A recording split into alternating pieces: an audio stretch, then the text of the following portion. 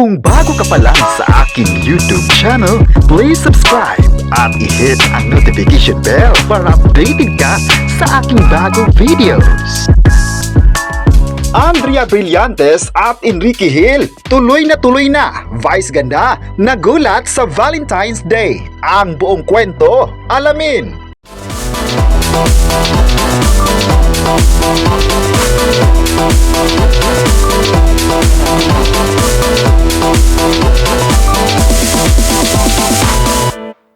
It's official! Sila na nga ni Andrea Brillantes at Enrique Hill ang bibida sa bagong series na ipapalabas sa Kapatid Network. Nakauwi na nga mula sa taping ng kanilang TV series sa Prague, Czech Republic ang mga bida rito. Dito na sa Pilipinas, kukunan ang ibang mga eksena ng A Secret in Prague at mukhang naging close naman sina Andrea Brillantes at Enrique Hill sa kanilang taping dahil ang manager na si Ranvel Rufino ang naglabas pa ng video kung saan makikitang masayang nagti-TikTok dance ang dalawa. Say pa nito, napa-TikTok raw sa Prague. Actually, pati ang manager ni Enrique ay kasama sa TikTok dance nila ni Andrea Brillantes. Game na game nga sina Andrea at Enrique Hill sa kanilang TikTok dance na nagsimula sa isang resto bar at lumabas pa sila. May mga nagkomento na nakakakilig ang TikTok dance ni Andrea at Enrique. May nagsabi pang bagay naman talaga sila. May iba tuloy na mas na-excite na mapapanood ang kanilang serye dahil sa TikTok dance nila sa Prague. Say pa ng ilang showbiz insider na nakakita rin sa TikTok dance video nila, mukhang bagay raw sina Andrea at Enrique Hill kung saan nakita nilang komportable ito. Dahil dito marami agad ang nagbigay ng komento. Ayon pa ng ilang netizen, maganda naman talaga ang abangan ng lahat sa series na gagawin ni Andrea sa Kapatid Network.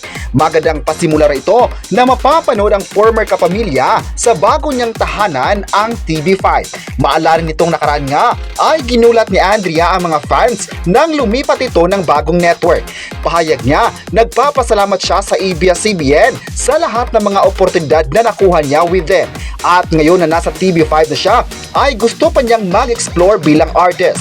Focus daw siya sa mga bagay na hindi pa niya nagagawa sa Kapamilya Network.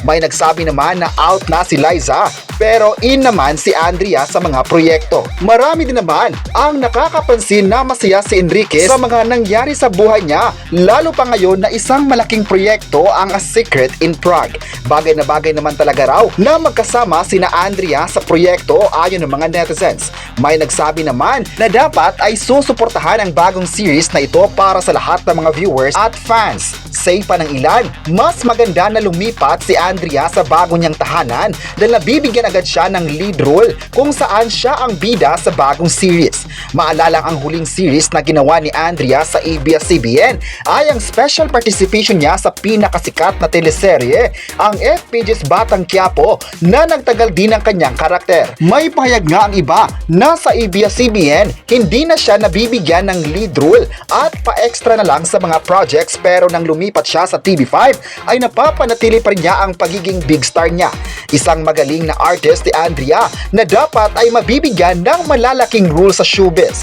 Marami naman ngayon ang masaya sa kanyang karakter sa A Secret in Prague dahil pasabog ito sa mga viewers. Maraming preparations pa ang gagawin ng buong production team para mas mapaganda ang nasabing series. Excited pa nga ang lahat dahil sa poster pa lang nila ay marami na ang gustong mapapanood ang kwento. Magaling sa action naman si Andrea ayon pa ng mga fans dahil napabilang na rin siya sa mga action series sa Kapamilya noon at nagustuhan ng mga tao. Ngayong taon ay marami pa talaga ang mag-aabang kay Andrea at Enrique Hill dahil bagay na bagay raw sila magiging love team.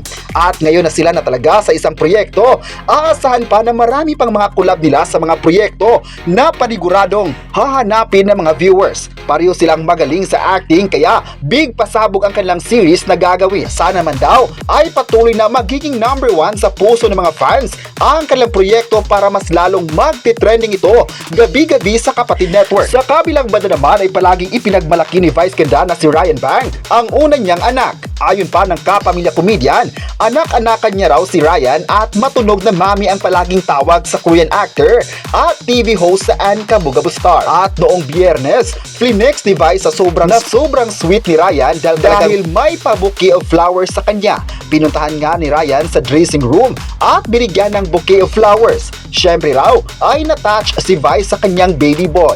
Nag-thank you nga si Vice kay Ryan at nag-I love you pa. Sabi pa ni Vice kay Ryan kung i-date ba siya sa Valentine's Day. Kung kasama nga ba ito ni Ayon Perez na i-date siya at yes naman si Ryan. Malaki rin ang tulong ni Vice kay Ryan Bang kaya nagtagal dito sa Pilipinas ang Korean actor at TV host. Dahil dito marami sa mga fans ni na Vice at Ryan ang masaya dahil nakita nila ang appreciation sa bawat isa.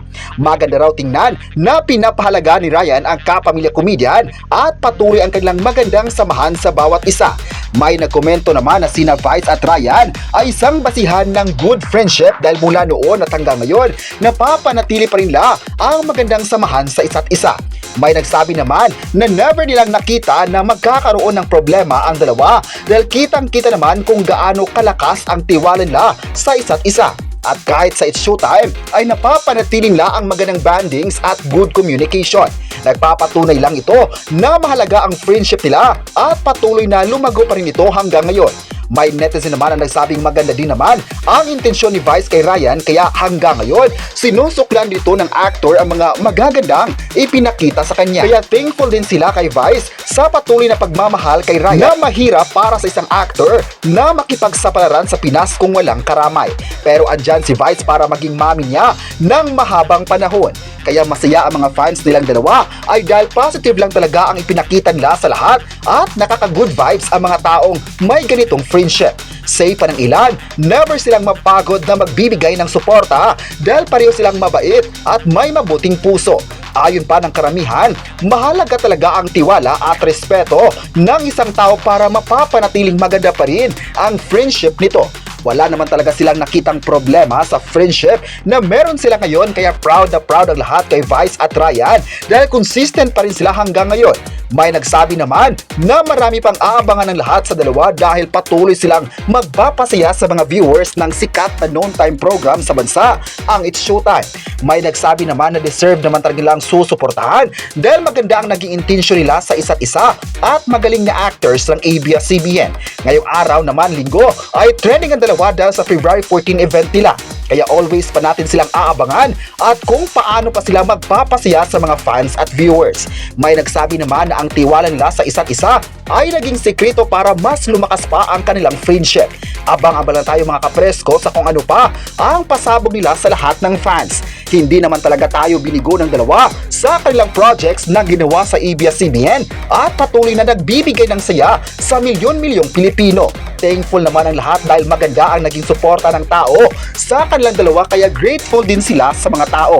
Kayo, ano ang masabi nyo na may pasabog sina Andrea at Enrique Hill sa mga fans? I-comment na kung gusto mo ba ang kanyang bagong proyekto ni Enrique at huwag kalimutang i-subscribe ang ating YouTube channel.